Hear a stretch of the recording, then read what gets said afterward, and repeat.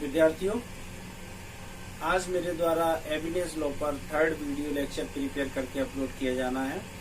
इसके पहले मेरे द्वारा 2 वीडियो लेक्चर दिए जा चुके हैं जो कि आपने देखे होंगे। आज का मेरा वीडियो लेक्चर है what do you mean understand by admission, who make it.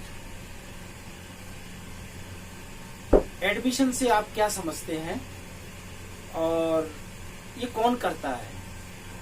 कहने का तात्पर्य है एडमिशन यानी स्वीकृति। स्वीकृति से आप क्या समझते हैं और स्वीकृतियां कौन कौन कर सकता है, इस बात पर आज हम चर्चा करेंगे। तो देखिए, number first, definition of admission. स्वीकृति की परिभाषा, हु मेक इट, कौन कर सकता है। By the parties of proceeding, प्रक्रिया में पक्षकारों द्वारा। एजेंट, अभिकर्ता द्वारा। बाय रिप्रेजेंटेटिव अथॉरिटी, किसी प्रतिनिधि द्वारा। बाय इंटरेस्टेड पर्सन, किसी भी हित रखने वाले व्यक्ति द्वारा, हित रखने वाले पक्षकार द्वारा, जो दूसरे पक्षकार के विरुद्ध साबित किया जाना है उसके द्वारा, और किसी बात में किसी पक्षकार द्वारा। यानी 7 तरह के ऐसे पक्षकार मेरे द्वारा यहाँ बताए गए हैं जिनके द्वारा एडमिशन किया जाता है, जो स्वीकृति कर सकते हैं। तो सबसे पहले हम समझेंगे what is the means about to admission. Admission से क्या तात्पर्य है विद्यार्थी, इस बात पर हम फोकस करते हैं। मैंने पिछले वीडियो लेक्चर में आपको बताया था कि एडमिशन और कन्फेशन दोनों शब्द मैंने एक ही साथ बताए थे। According to section 17 in evidence act 1872 define किया गया है कि जब कोई व्यक्ति किसी भी तरह के दीवानी प्रकृति रखने वाले मामले के संबंध में कोई ऐसी बात बताते हैं जो नहीं बताना चाहिए, ठीक, और उस व्यक्ति ने वह बात जिस व्यक्ति को बताई हो, वह व्यक्ति अगर न्यायालय में जाकर उस बात को बता दे तो इसे हम बोलते हैं एडमिशन, यानी स्वीकृति। और वह स्वीकृति कोर्ट द्वारा एडमिट कर ली जाएगी और उस आधार पर उसके खिलाफ कोई मामला चलाया जाएगा।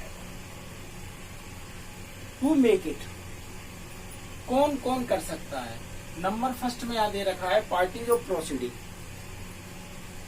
किसी न्यायालय में 2 पक्षकारों के बीच में जो मामला चल रहा है, उन दोनों पक्षकारों में से कोई एक भी पक्षकार, यानी कि कहने का तात्पर्य उन दोनों पक्षकारों में से कोई भी पक्षकार न्यायालय में उपस्थित होकर एडमिशन यानी स्वीकृति कर सकता है। बाय एजेंट, किसी भी मामले में किसी भी पक्षकार का अगर कोई अभिकर्ता है तो वह अभिकर्ता न्यायालय में उपस्थित होकर स्वीकृति कर सकता है। और यह कहना अनुचित ना होगा कि जब किसी न्यायालय में कोई मामला बाय एडवोकेट पेश किया जाता है, यानी कि अगर किसी अधिवक्ता का किसी मामले में वकालतनामा पेश किया जाता है, तो ये मान के चला जाता है कि अधिवक्ता और उसके मुवक्किल के बीच में एक एजेंसी क्रिएट हो गई है। कैसी एजेंसी क्रिएट हो गई है? मुवक्किल का कहना है कि आप हमें न्याय दिलाइए, हमारे लिए काम कीजिए और बदले में हम आपको पैसा देंगे। तो इट इज ए एजेंसी। इस हिसाब से एडवोकेट भी एज ए एजेंट न्यायालय में अपने मुवक्किल की ओर से स्वीकृति यानी एडमिशन कर सकता है। बाय रिप्रेजेंटेटिव अथॉरिटी, मान लीजिए मामले में कोई ऐसा पक्षकार है जिस पक्षकार को हम डिफाइन करते समय ये बताएं कि it is a single unit. मान लीजिए मामले में पक्षकार कोई सोसाइटी है, सोसाइटी जैसे कि ग्वालियर विकास प्राधिकरण, ये किसी मामले में एक पक्षकार है। तो जरूरी है कि ग्वालियर विकास प्राधिकरण के अध्यक्ष साहब जाकर न्यायालय में कोई बात करेंगे? नहीं। कौन जा सकता है? कोई भी से तात्पर्य है उस संगठन की बॉडी में जो एक स्ट्रक्चर है, एक कॉन्स्टिट्यूएंट बॉडी है उसकी, उस कॉन्स्टिट्यूएंट बॉडी में से कोई भी जा सकता है। या मान लीजिए साधारण कोई सोसाइटी है, उस सोसाइटी में 8 लोग सदस्य हैं या 12 सदस्य हैं, प्रतिनिधि हैं, उन प्रतिनिधियों में से कोई भी जा सकता है, या सेक्रेटरी साहब जा सकते हैं, या अध्यक्ष साहब जा सकते हैं, या उपाध्यक्ष साहब जा सकते हैं, यानी कि वो जो पूरा ग्रुप है उनमें से कोई भी जा सकता है। बाय इंटरेस्टेड पर्सन, जब किसी मामले में कोई बात न्यायालय में चल रही है तो उस विषय को लेकर कोई भी इंटरेस्टेड पर्सन यानी कि कोई भी हित रखने वाला व्यक्ति उस संबंध में न्यायालय में एडमिशन या स्वीकृति कर सकता है। बाय द इंटरेस्टेड पार्टीज, अभी हम बात कर रहे थे इंटरेस्टेड पर्सन की, जो कि मामले में पक्षकार नहीं है लेकिन हित रखता है उस मामले में, तो वह व्यक्ति न्यायालय में जाकर स्वीकृति दे सकता है। लेकिन अगर कोई ऐसा व्यक्ति जो उस मामले में न्यायालय में पक्षकार के तौर पर काम कर रहा है या पक्षकार की स्थिति में है, तो उन दोनों पक्षकारों में से कोई भी पक्षकार स्वीकृति या एडमिशन न्यायालय में कर सकता है।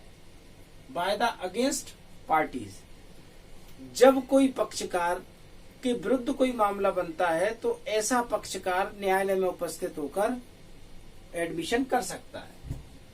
By the person in A suit, वह व्यक्ति जिसने न्यायालय में मामला पेश किया है, वह व्यक्ति जिसने न्यायालय में सूट फाइल किया है, वह व्यक्ति भी उस न्यायालय में एडमिशन या स्वीकृति दे सकता है।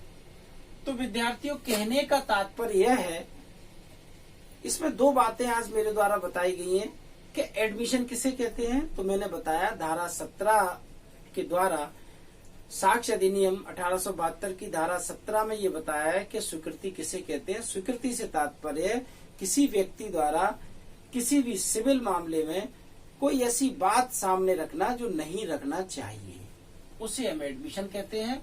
और कौन कौन कर सकता है, इस संबंध में हमने यहाँ एक लिस्ट दी है।